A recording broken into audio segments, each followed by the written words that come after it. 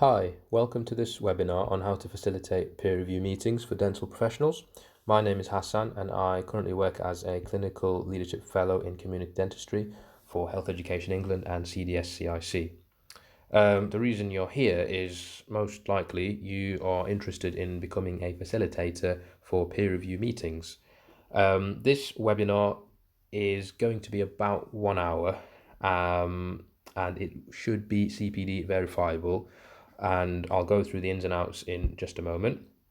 The aim of this webinar is to provide individuals, so yourself, with an understanding of how to effectively facilitate peer review group meetings. And it's also to provide a brief overview of the peer review for the dental team national toolkit.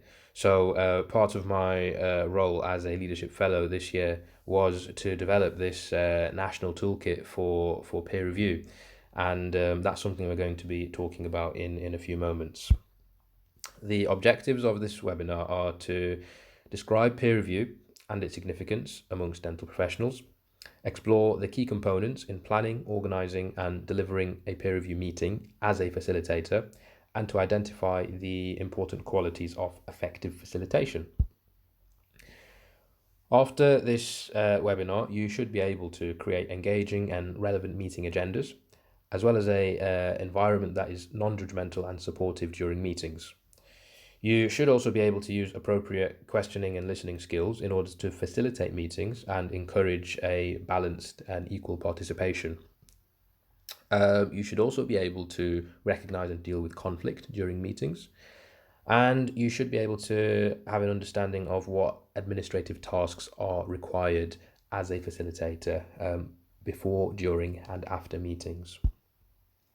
So I'll talk you through the format. There are no introductions here. So normally this webinar would be conducted live, so there would be an audience who would be happy to introduce themselves. In this situation, it's just a recorded webinar, so I've introduced myself, and I hope you'll enjoy this webinar. First, we will have a few minutes talking through a few things related to what peer review is and how to conduct meetings and what the basic recommendations are, all taken from the National Toolkit. Then we can break off for 5 minutes, just clear your headspace, go on your phone for a few minutes, whatever. And then we'll proceed to part two, which will go into more detail, what it involves to be a facilitator. We'll close, and obviously I can't take any live questions, so if you do have anything you want to ask, any queries, anything at all, just drop me an email. I'm happy to help wherever I can. So who is this webinar aimed at? Well, any dental professional really who is interested in setting up a peer review group and facilitating meetings would certainly benefit from this webinar. And I say any dental professional, not any dentist, because there is a common misunderstanding that peer review is only relevant to dentists. Well, that's not true at all. Dental nurses, dental hygienists, dental therapists, technicians, both clinical and non-clinical, orthodontic therapists can all get involved in peer review. The aim of peer review is threefold. It's to review aspects of practice, it's to share experiences with each other, and it's to identify areas in which changes can be made. The objective of peer review is to improve the quality of a service offered to patients. And the outcome is, we would hope, a sustainable improvement in dental service and care for patients. So a quick little bit of background on peer review. Within the dental profession, in 1997, a peer review scheme was piloted and it was rather successful. Therefore, it was made into a more substantive scheme by the Department of Health, who released some guidance in 2001, and this was funded. However, in 2006, with the new dental contract coming into play, the financial incentive was very much taken away from peer review, and since then participation has very much declined. But we know that it's so important. Peer review supports reflective practice. It gets our colleagues and professionals and fellow professionals thinking. It allows us to identify learning needs, and with people coming together, it's an opportunity to share best practice and promote high standards of practice. Usually, peer review involves professionals from different working environments, and therefore it can enhance inter-practice communication. The dental practice down the road from you should not necessarily be seen as your competitor. Rather, they should be seen as your companion, and you would hope that you would work together in order to achieve what is best for the patients and what is best for the people working in those practices. It's also a very good opportunity for promoting mutual understanding between colleagues, and also a fantastic opportunity for pastoral support, which I think is extremely important when we realize that a lot of dentists and members of the dental team were working in isolation during the COVID pandemic. And now, as we hope to come out of this pandemic, we would want dental professionals to feel supported and feel like they have each other to rely upon and share any concerns that they may have. And finally, peer review is a fantastic opportunity, a really good opportunity to encourage positive changes in services. I'll talk you quickly through CPD. So you will all know that as a dental professional, as a dentist, DCP, we have to be registered with the GDC, our regulator. And as part of being a registrant, we have to complete a set number of verifiable CPD hours. And that is very much a quantitative based CPD model. However, CPD is not simply sort of watching a lecture or attending a study day. There are lots of various CPD practices, and the GDC commissioned a literature review a few years ago on CPD practices within different healthcare professions, and they found that there are various practices of CPD, including active learning, reflective practice, and also peer learning. And what's interesting is if you go on the General Optic Council website, the GOC, so they register, they are the regulatory body for optometrists. Their CPD requirements are slightly different to ours. Well, actually, very different. They state that you must participate in at least one peer review event in a CPD cycle, and also a reflective exercise. So that is very much a qualitative based CPD model, and as the GDC have already looked into this, it may well be that our CPD model for dentists and dental professionals changes. And if it did become more of a qualitative based model like the GOCs, then peer review would certainly become a lot more important. And that's where this toolkit will become even more important than it already is. So keep an eye out. It's just a prediction, but it's possible that the GDC could change the way CPD is sought and achieved. In terms of what's already out there for resources on peer review, Health Education England published two documents, one in 2015 and one more recently in 2021, on how to conduct peer review and what resources are required. And it's a very useful document and something I'd recommend having a read of. HEIW in Wales, they've also produced a very comprehensive toolkit, which is something worth looking at.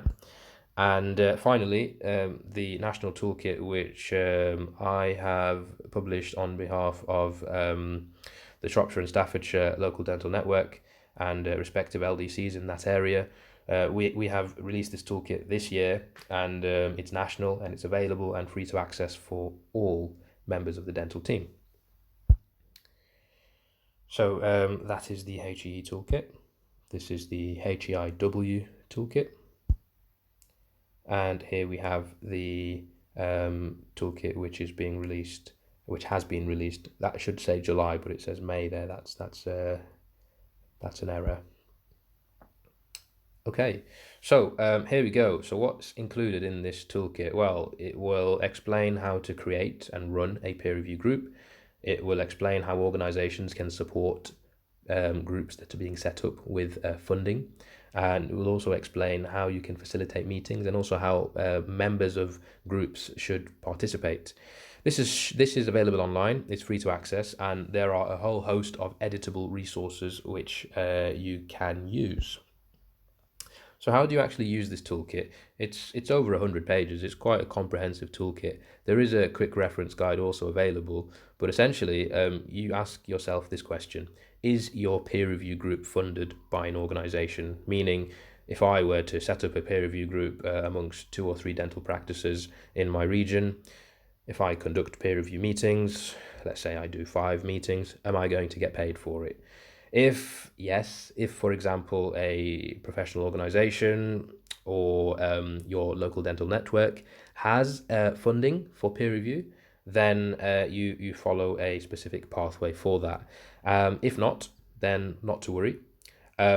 You simply follow a different flowchart, a different pathway. The difference really between whether or not your peer review group will be funded or not is really whether or not you have to complete an application form and claim payment. That's pretty much it. So here you go. Here are the two flowcharts, one for creating a funded peer review group and the other for a non-funded. And you can see on the left there the circles dashed with the red border. You can see the only differences are that for having a funded peer review group, you have to do a little bit more administrative work. You have to complete an application form first and foremost, and then you have to submit your minutes of each meeting to the organization, and then you complete a payment claim form as well. Whereas if you're not receiving any funding, you don't do any of that. You can almost just crack on, and you're not really going to be held accountable to any organization or society. Right. So what resources are available in the toolkit? Well, there are 8. One is the peer review group application form. So this would be for those groups that are being set up in regions that support funding. So you would essentially complete a form and you would send that off to your funding organization, who would then approve it and say, right, go ahead and conduct your meetings. Number 2, peer review group cycle completion form. So this is essentially after each meeting, you complete the minutes, and after you've completed your cycle, so a cycle of meetings, maybe 5 meetings, after you've completed 5 meetings, you will have a report there that you can submit to your funding organization, or if you're not being funded, you can just keep it and distribute it amongst members of the group. And then you have the peer review facilitator payment claim form. So that, of course, is only if that group is receiving funding, and the facilitator can complete that at the end of the cycle. And then you also have a template for writing a meeting agenda, an attendance register, an individual reflective learning log, a meeting evaluation form, and a verifiable CPD certificate template as well. So really useful resources. I recommend having a look at these, and these are editable and free to access for all. So here is an example of one of the resources. This is the meeting agenda template, and you can see under point number 3, group to discuss topic, I've expanded there on what that actually means, because previous templates have said group to discuss topic, but they haven't really specified what that discussion could involve. So we'll go into this in a little bit more detail later on when we talk about how to write an agenda. So we're going to talk about the conditions for peer review. So what is actually required? What are the prerequisites of conducting peer review? Well, first of all, the members of each group have to be eligible, and this essentially is for any dental professional who's providing NHS or private dental care. So really quite flexible in that respect. However, if an organisation is funding peer review, they may have their own specific criteria. For example, if an LDN is funding peer review, they may specify that members should be providing some aspect of NHS care. Further to that, a group should consist of members from 2 or more different dental practices, and that is to enhance inter-practice communication. However, if peer review is being conducted in a hospital setting or a CDS, then this obviously does not apply. It's important that we make this point that the group should consist of a variety of members from different environments, because 1, you're going to meet new people. 2, it fosters a feeling of togetherness in the community, And three, you can learn from other practices and other colleagues working in different settings, more so than people who are working in the same environment as you, because you may find that there are certain differences that you will appreciate and can learn from when you speak to people from different dental practices. Now, another important point is that if a dentist DCP is part of a peer review group, then they really should only be a member of one specific group at a time. Now, the facilitator of the meetings, I would recommend that they have or undertake some form of training, and this webinar will cover part of that. And that facilitator should only be part of one group. So facilitators really should have a certain skill set, a group of qualities to enable them to facilitate meetings effectively. And it can be quite daunting when you realize what it actually takes to become a good facilitator. However, my advice would be to watch this webinar from start to finish, and you can rewatch it if you like, and just be honest with yourself and start peer review and start facilitating meetings with the enthusiasm and desire to do good and to do a service to the members. And I think if you start with that intention, you can't really go wrong. And with experience will come an improvement and development in your skill set. And you will find that perhaps the first meeting that you run will be challenging, but as time goes on, you will find yourself more comfortable in your role as a facilitator. So I wouldn't worry too much if it's something you've never done before.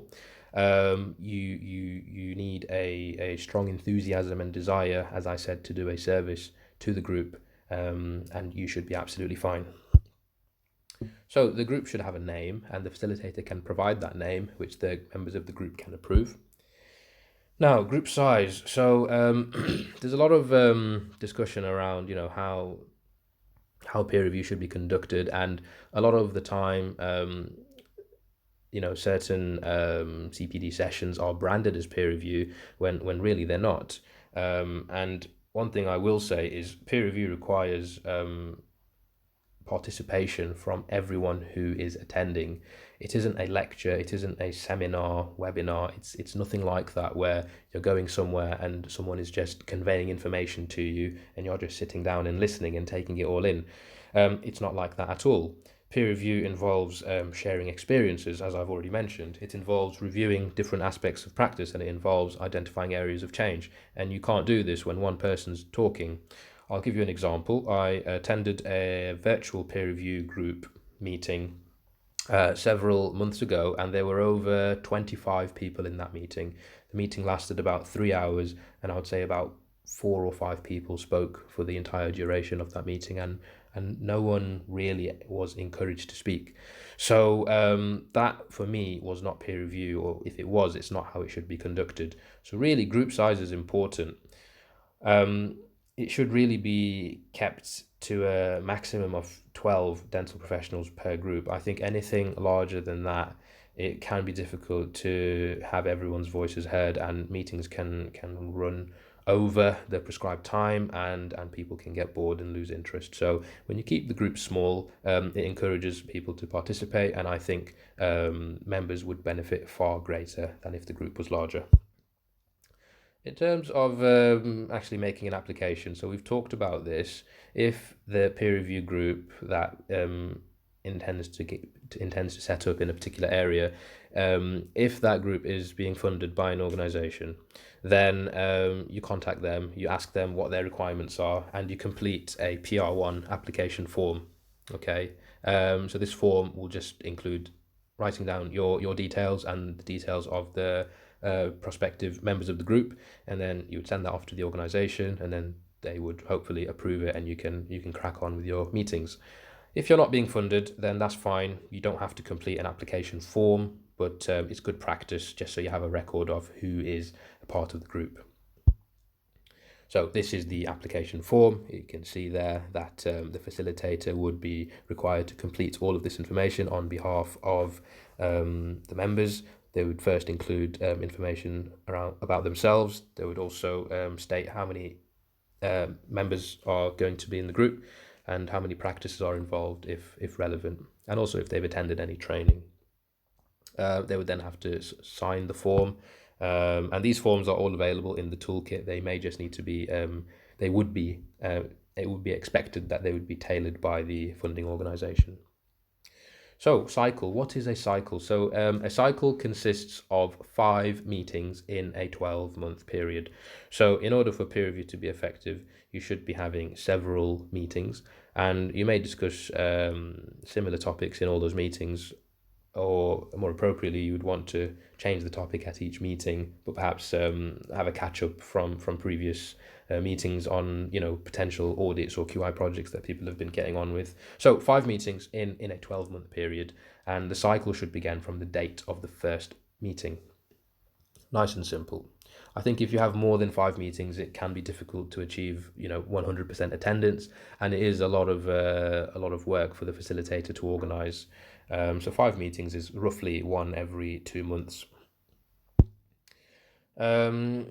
So the meeting agenda, now this is important. It should be distributed to members of the group prior to the meeting, and it should include when the meeting is going to take place, what time, where, who is the facilitator, and what the aims and objectives are of the meeting. I think having an interesting agenda will encourage people to attend. If you don't have an agenda, people won't know what's being discussed, and if it's a boring agenda, people will be unwilling to attend. So the agenda is really, really important for drawing people in. The venue should be appropriate. It shouldn't be a public space, so we don't want to have meetings in a restaurant surrounded by members of the public who could be privy to conversations around patients, and that would of course be breaching confidentiality, which we need to be respectful of. And also we need to consider whether we would want to conduct a meeting face-to-face or virtual. There are talks of people having hybrid meetings with success, but I think in order to do that and have the level of participation that you would expect for peer review, you would have to be someone who has experience conducting hybrid meetings. I think an entirely face-to-face meeting works well, and an entirely virtual meeting works well. It's much easier to organize, so I would choose between one or the other, really. Now, how long should a meeting be? So just to give you an idea of where all this information is coming from, I conducted a focus group which involved several dental professionals who have been involved in peer review. Some are more experienced than others, and I asked them several questions, and we discussed peer review in great length on one evening. And we talked about how long a meeting should be, and the general feel was that anything longer than 2 hours and you're losing interest from the audience, from the members of the group. So and anything less than 1 hour isn't enough to have a fruitful thoughtful discussion. So generally speaking, the meeting should last between 1 and 2 hours, and it's really important to keep to that time. Most of the time peer review is being conducted outside of normal clinical hours, particularly in practice, so people don't want to be kept longer than necessary, and it can be frustrating when a meeting is scheduled to finish at 8 o'clock and it just goes on and on and on. So if you finish on time, you're respecting members of the group, and they will respect you in return. The attendance for each meeting should be recorded, and a register should be kept. There's an example of the register available in the toolkit. And each group should have a privacy policy, and this can be found in the toolkit, which serves as a guide. Essentially, if you're having meetings face-to-face, virtual, whatever it may be, you may want to consider recording the meeting. And if you are considering it, first of all, ask yourself, why are you considering it? Is it necessary to record a meeting? And if you are recording it, you should only be recording what is absolutely essential, what is absolutely necessary. And that means, if a video recording is unnecessary, then don't do it. If an audio recording will suffice, then that's fine. And verbal consent should be gained from all members of the group prior to recording any aspect of a meeting. And this recording should be stored securely and only for as long as necessary. As you know, during meetings, no patient identifiable information should be used, and if any clinical photos are being presented, then valid consent should be obtained, and all personal data, so data regarding members of the group, for example, should be kept securely and in line with GDPR regulations. So after the meeting, there are a number of forms that need to be completed, and the responsibility really should be upon the facilitator to ensure that these are completed. First of all, an attendance register should be complete. The minutes of the meeting, so the summary, should be completed, and it's better to do that contemporaneously and immediately after, whilst things are still fresh. Or you could have someone carry it out during the meeting, but I would advise just doing it sort of afterwards, and perhaps making a few notes here and there during the meeting. A meeting evaluation form, so this would be a simple form which members of the group would complete just to say, okay, the content was clear, the meeting was useful, this could be improved, that could be improved, the facilitator was excellent, or could improve on this, etc. This form is also available in the toolkit. However, it might be easier to use the one in the toolkit to create an online form for people to use. You would also ask members of the group to complete an individual reflective learning log, and also you should distribute verifiable CPD certificates to all participants and all attendees. If the group is being funded by an organization, then the facilitator would either at the end of the meeting or at the end of a cycle complete a payment claim form. So here you can see an example of the form for completing minutes, and here is the meeting evaluation form, and this is an example of an individual reflective learning log, and here you have the payment claim form.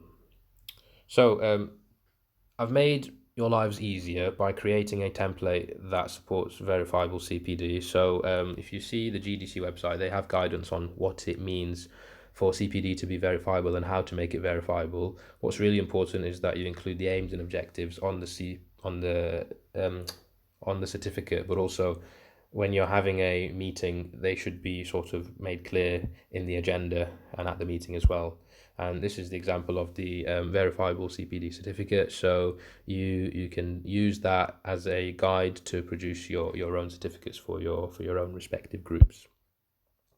So participants are expected to be willing to be part of a group. You can't force anyone.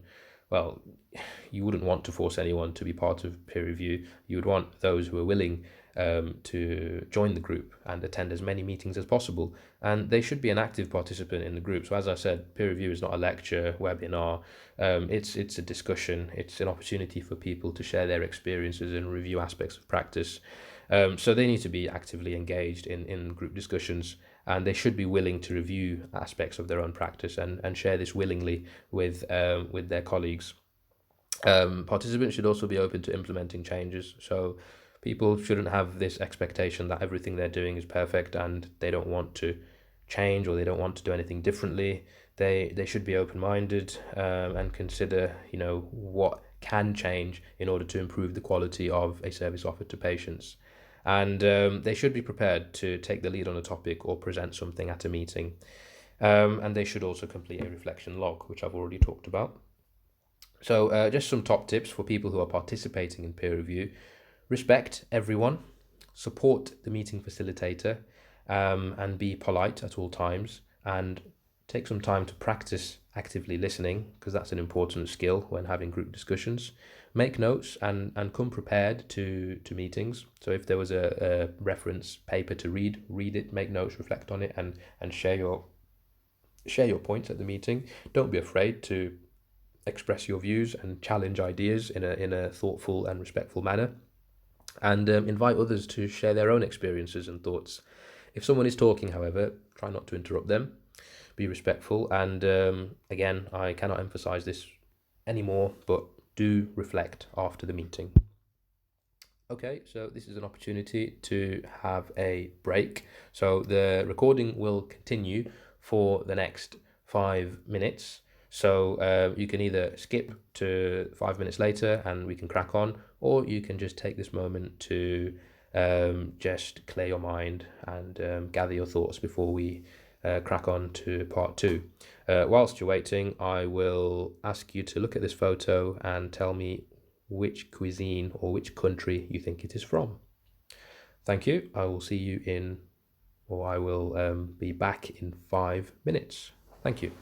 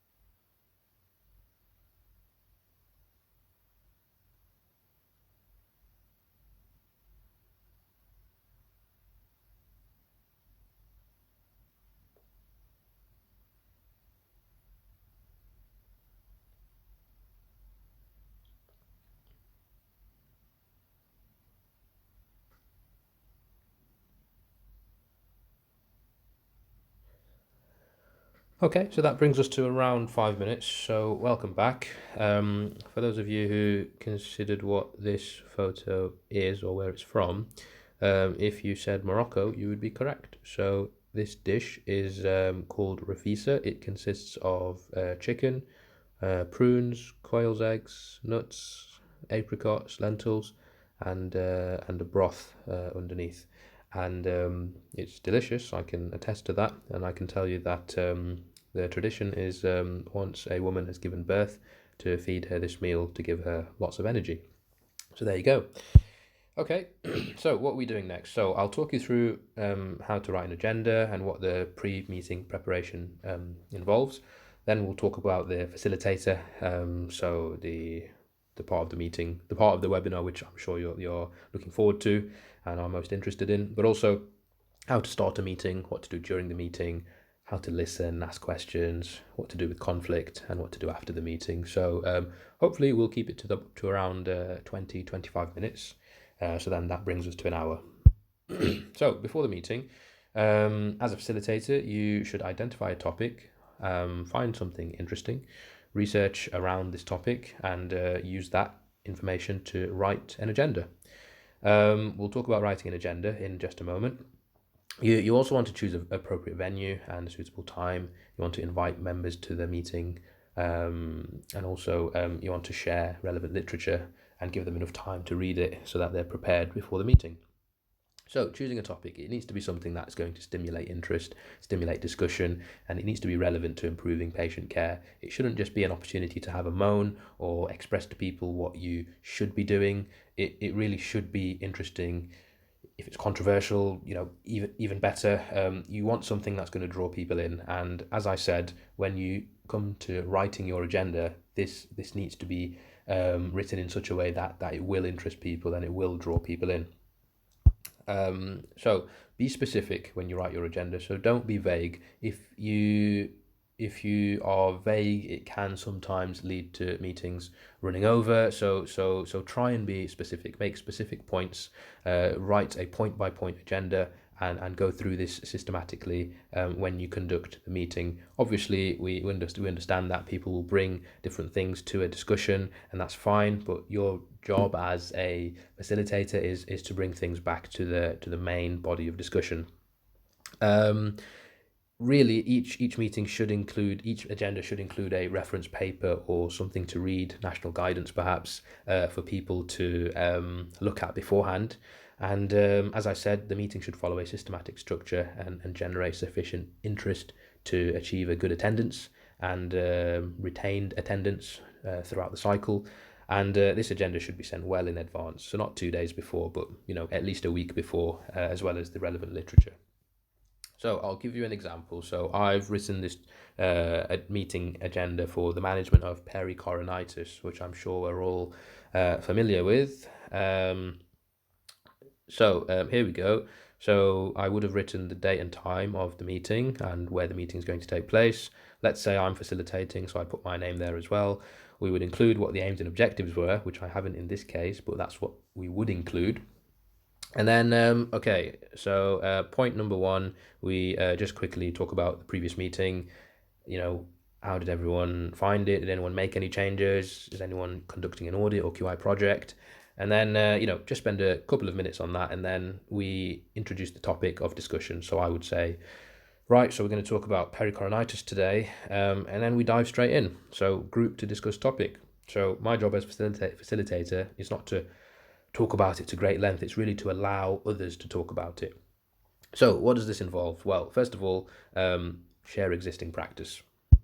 So ask people, what do you do? How do you manage pericoronitis? And people may say things like, oh, I reinforce oral hygiene, I irrigate with Chlorhex, I advise patients to rinse their mouth with salt water, or use Corsadil gel. I advise simple analgesia, such as paracetamol, when it's painful. I prescribe antibiotics in this situation or that situation. I sometimes adjust the opposing tooth. And sometimes I even extract, or if I can't extract, I refer for extraction. Okay, so members of the group will have shared their existing practices, and then we would go on to looking at the literature guidance, and policy. So this paper on pericoronitis will have been sent out to members of the group prior to the meeting, giving them an opportunity to read it, digest it, assimilate the information, reflect on it, and bring some points to the meeting. And the facilitator should be prepared, so they should have also read this. And sometimes, people may not have read it, and sometimes the discussion just needs a little push in the right direction, and it's the role of the facilitator to ensure that that takes place. Then you may want to talk about, existing guidance, and I know that these are a little bit out of date. Obviously, we have the new guidance by the FDS on the management of wisdom teeth. So perhaps you've given a member of the group a task before the meeting. You've asked them to summarize what the guidance says, and they can do a little 5 to 7 minute presentation on that, and then everyone can ask sort of questions and talk about it. There may also be a policy in the local hospital department or the practice itself on the management of pericoronitis, which may be worth discussing. So once everyone's discussed the literature, guidance, and policy, they can also share experiences, and they may have already shared some of these in and amongst the discussion. But this is really an interesting aspect of the agenda, and you should include some detail here in the agenda for sharing experiences. So as you can see here, there are 5 bullet points under share experiences, and I would include that in the agenda so people can see it. And the reason for that is because they're reading it and saying, oh, well, that looks quite interesting. I wonder what people make of that. So for example, someone may bring to the meeting, an example where they had a patient who demanded antibiotics because they were given a course before. What would you do in that situation? So I've actually written that in the agenda, so when someone's reading it, they look at it and say, oh yeah, that's interesting. I want to know what people think of that. Or what if someone mistakes TMD for pericoronitis, or they're not sure where the information is coming from, upper or lower rate. Or the patient demands to remove the wisdom tooth, but it's outside your scope of practice. How do you deal with these situations? So in the agenda, don't just write share experiences. Actually think about what experiences could be shared, and that may not cover everything, but it will certainly stimulate interest, and it will certainly give people ideas as to what experiences they could share. So once that's done, you've had a really, really productive discussion by this point, and you're sort of ready independently or as a group to review your existing practice in light of the discussions that have taken place. So a member of the group may start to think, maybe I'm over-prescribing antibiotics and that's not good. Or they might think, well, actually, I'm not really explaining this condition well enough to patients. I'm not giving them that education that they deserve. Or maybe I'm not referring cases appropriately for removal. And then once you've done that, you, as a group, would identify areas for change. So someone may say, well, we could do an audit, or I could do an audit on antibiotic prescribing in pericoronitis, or someone else may say, let's do a QI project on pain control in acute pericoronitis in cases where there are no signs of spreading infection or systemic involvement. So that's what I mean by group to discuss topic, point number 3. Sharing existing practice, talking about literature, guidance, policy, sharing experiences, reviewing existing practice, and identifying areas for change. Once all of that's done, you plan your next meeting, discuss any of the business, and quickly summarize the discussion at the end. So venue choice. So this is all, we're still on pre-meeting preparation. Venue choice, we've already talked about this, face-to-face, virtual, hybrid. I would choose face-to-face or virtual and try and avoid hybrid where possible. How do you invite members? If you're formal, you can do an email. If your members are a little bit more closer to each other and it's a bit more casual, you can just do a WhatsApp or some form of communication that's seen as less formal. Right. So let's talk about the facilitator. Okay, so what is the goal of facilitating a peer review meeting? Well, the goal is to have an efficient and inclusive meeting. So efficient meaning sticks to time, go through the agenda in a systematic way, and inclusive means, well, include everyone, balanced participation, okay, things like that. What does a facilitator do? Well, they are a guide. They are not an opinion giver. So you as a facilitator are not there to express your views enthusiastically one way or another. You are not to be biased. You are supposed to be neutral, okay? And you should be looking at how people are interacting and engaging, and you should be identifying those who may want to say something but aren't. And if they aren't saying something, then you need to understand why. Are they shy? Are they new to the group? Is there someone else who's a little bit more aggressive and feels strongly about something? So a good facilitator will have a meeting where people feel comfortable, they don't feel like they're being judged, they don't feel afraid to say something, even if what they're doing is perhaps not the best way of doing something. So they really feel supported and they really feel safe to share their views. If as a facilitator you can't achieve this, then I would question the effectiveness of these peer review meetings, because you want people to express their views, you want people to challenge ideas, and you want people to be honest. So the expectations of a facilitator are, as we know, to arrange the meetings, and that includes venue choice, to create the agenda and distribute it in a timely manner, to, after the meeting, keep a record of the attendance, record the minutes, and also ensure that suitable topics are being identified for each meeting. Distributing the CPD certificates is also something that's expected the facilitator will do. And finally, act as a point of contact for the members. Some tips: well, attend some training, which if you're watching this video, you are, so well done. Ask how people are feeling. So it's a nice question to ask. I know sometimes, in an email or in a phone conversation, or when you meet someone, you ask them, how are you? Everything okay? And generally you expect people to just say, yeah, all good. But as I said, peer review is an opportunity for pastoral support. So genuinely, with a good heart, ask everyone how they're feeling. How's their day been? What's going on in their lives? This will really create that supportive environment that we're looking for. Assign a timekeeper and a note taker. So timekeeper is easy, but note taker, that may take them out of the conversation a little bit. So really you would want someone who is skilled at note taking. Otherwise you can record the meeting and record the minutes yourself at the end. You really need to show clear leadership and direction. So as I said, part of being a good facilitator is to have an efficient meeting, and you need to direct the meeting in such a way that it's moving forward and in the right direction and keeping to time. People need to know that you as a facilitator are going to lead this meeting and are going to take things in the direction that it should according to the agenda. We already know as a top tip that the facilitator should include everyone and balance participation, encourage people to speak, treat everyone as equals, and respect all participants. I would also practice active listening, which we'll come to in a second. Stick to the agenda. So I know, as I said, things can go a little bit off topic, but try and stick to the agenda. Focus on one item at a time. Ensure we run on time. Take a break. So there's nothing wrong in taking a quick break, as we did in this webinar. Reflect, energize, and take moments to clarify and summarize points at suitable intervals. And always thank people for attending and for participating. So how would a facilitator start a meeting? Well, we always start with introductions. For people who are unknown to each other, or maybe not feeling comfortable with the peer review initially, icebreakers are really good to help people feel a little bit more relaxed, and also set some ground rules.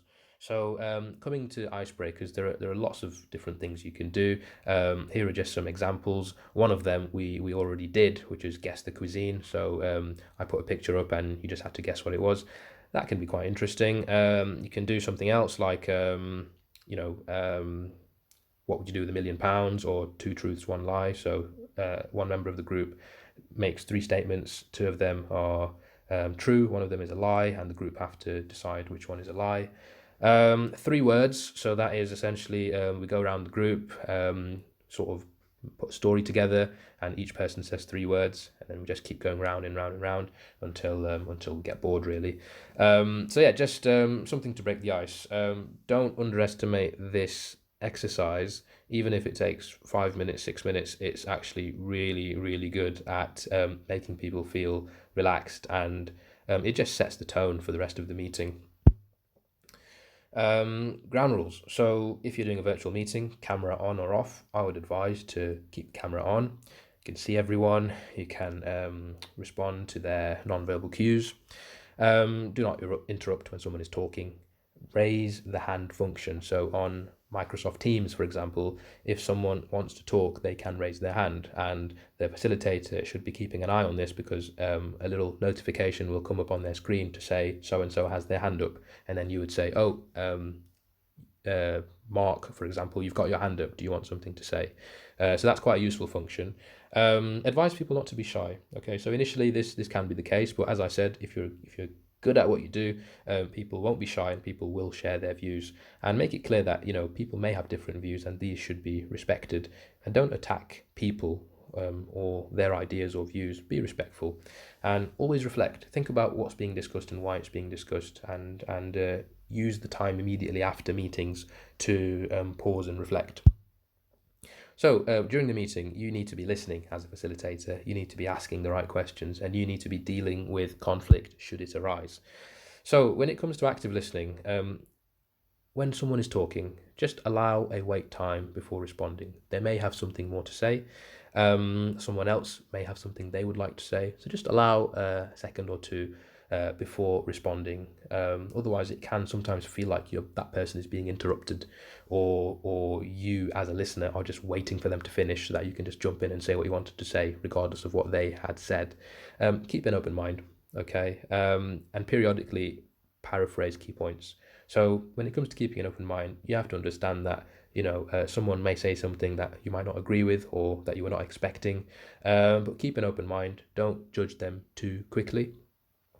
Try and understand what is being said and why it's being said.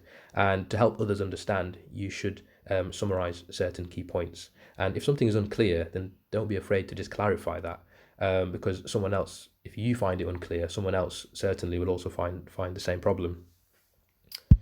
So in terms of what questions to ask, or how to question members of the group, there are different ways you can do that. So you can ask open questions to elicit more detailed responses, so the what, how, and why questions, or you can ask closed questions if you're looking for something more succinct, like a one-word answer. You can also use soft commands, and these are used to elicit information. So this would usually start with something like, perhaps you could explain. And you could also summarize and paraphrase what someone has said, just to check understanding, to highlight key points, and to reinforce certain ideas and points in people's minds. So when do you prescribe antibiotics for acute pericoronitis? That would be an example of an open question, and you would expect a detailed response. Do you always prescribe antibiotics for acute pericoronitis? You probably expect a short answer, yes or no, and then you could probe that with a slightly more open question, or a soft command. So perhaps you could explain your justification for prescribing antibiotics. So you can't just give a quick sort of yes or no with that. You're asking someone to explain something to you, which is a soft command there, to elicit more information. And at the bottom there, you're doing something that is like paraphrasing. So what you're saying is, you only prescribe antibiotics when there is evidence of a spreading infection or systemic involvement. Is that right? So you're confirming what someone has said, which is quite useful. So often is the case when people get together to discuss ideas, that people have different opinions or different ways of doing things. In these situations, as a facilitator, try and stay neutral. In fact, you should. It's really important, and maintain that role of facilitator. Understand that people will have differing views, and try and probe the reasons for those differing views, and maintain your assertiveness. Remember what I said about having that clear leadership and direction. You are the facilitator, you are the lead of the meeting. Maintain that assertiveness. Never make it personal. Never target someone. Never pick on someone for saying something that may not agree with the rest of the group, or general consensus, and try and find a common ground between two groups or two people who have differing views. So here we go. I will give, let's say this is a group meeting and someone has said this. So I will give a patient antibiotics for non-infected mild pericoronitis. Someone might say, I disagree with this because it's not in line with national guidance, And then that person may say in response, well, in my experience, it has worked multiple times. So here we have a situation where someone may be inappropriately prescribing antibiotics. What would you as a facilitator do? So take a moment to think about how you would manage this situation. So here's how you won't do it. Here's how you shouldn't do it. You may say, I agree with person 2 in green. You are prescribing inappropriately. It's wrong. I might also say, why would you prescribe antibiotics when you know it goes against national guidance? Or I might say, I think most people would disagree with you there. And I think everyone should just do, I might say, I think everyone should just do what they're comfortable with. So not really addressing what's being said. I might also say you have decades of experience, and if it works for you, then I see no issues with doing that. So with all of these statements, we're not really resolving conflict. In the last two statements, we're sort of agreeing, not really agreeing, but just allowing that person who is prescribing antibiotics inappropriately to just let them do it instead of having a productive discussion, which would look like something like this. I understand where you're both coming from, and I understand the challenges we face when managing acute pericoronitis. So here, what we're doing is we're respecting both parties, and we are acknowledging that there can be challenges that we face as dentists together when it comes to managing this condition. And we put the patient at the heart of the conversation by saying, ultimately, you want to manage the patient's problem and also their expectations. So, what questions would you ask? Well, what is the evidence base for prescribing antibiotics, as opposed to saying what you are doing is wrong? Instead, you are getting them to work through the problem by asking what is the evidence base for prescribing antibiotics, and the person who is inappropriately prescribing them may come to the conclusion that actually the evidence base for prescribing antibiotics for non-infective mild pericoronitis is poor, and he may change his management approach. Another question which you could ask is, what are the risks of prescribing antibiotics when it is not indicated? So again, you are trying to get that person to understand that whilst prescribing antibiotics in non-infective cases can work, there are risks to that person and to the general public. And the colleague in question may not understand these risks, may not know these risks, and if they knew them, maybe they would change their approach.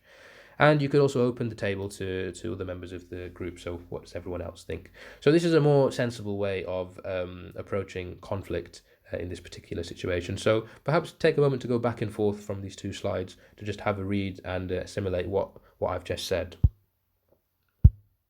So how do you close a meeting? Well, you summarize what's being discussed, you identify a suitable topic and a date that everyone is comfortable with. You ask everyone to complete a reflection log, and you send out the CPD certificates not too long after. And you also ask everyone to complete the meeting evaluation form. Don't forget to complete the register. If it's a funded group, then consider completing the facilitator payment form. That's about it, really. So nearly coming up to an hour now, so we'll just wrap up here and we'll summarize what makes a peer review group successful. Well, here are some key messages. In order for a peer review group to be successful, you should discuss topics which are going to interest members of the group. Be prepared. As a facilitator, you have to have a good understanding of the topic and evidence base well beforehand. Okay, this will help you tackle any challenges, any conflicts, any queries people have. Don't make meetings too long, so aim for 1 hour, 2 hours maximum. People don't want to be kept longer than they would expect. Okay. And encourage participation from everyone. So this is really important. Peer review involves participation, okay, from everyone involved, not just someone standing in front of a group of people talking. That's not what peer review is. So encourage participation from everyone, please, and stick to the agenda. It's your job to create a relaxed, non-judgmental environment, and there are various things you can do to help, such as setting the ground rules, such as having introductions and icebreakers, and being approachable. And remember the objective. Always have this in the back of your mind. Peer review should improve the quality of a service or aspect of patient care. If it doesn't, then why are you talking about it? Under the guise of peer review, it shouldn't be talked about. Think about what you're discussing at meetings. Think about the agendas you're writing. If you feel that this discussion can lead to an improvement in the quality of a service or aspect of patient care, and it's stimulating enough to engage members of the group and encourage attendance, then go ahead with it. If not, then reconsider. Now, that brings us to the end. If you would like a CPD certificate, please email myself. You can jot that down and complete, when you email me, just say that you've watched this webinar, and I will then send you a form which will include a number of CPD questions and an evaluation form. Once you've completed that, I will receive a notification, and I will send you your certificate via the email you provide. This certificate should be received within 5 to 7 working days. That brings us to an end. So, if you do have any questions, please do not hesitate to contact me. Otherwise, I wish you well. I wish you good fortune, and I hope that you have found this webinar useful and you will take it forward to conduct your very own peer review meetings. Thank you very much for listening.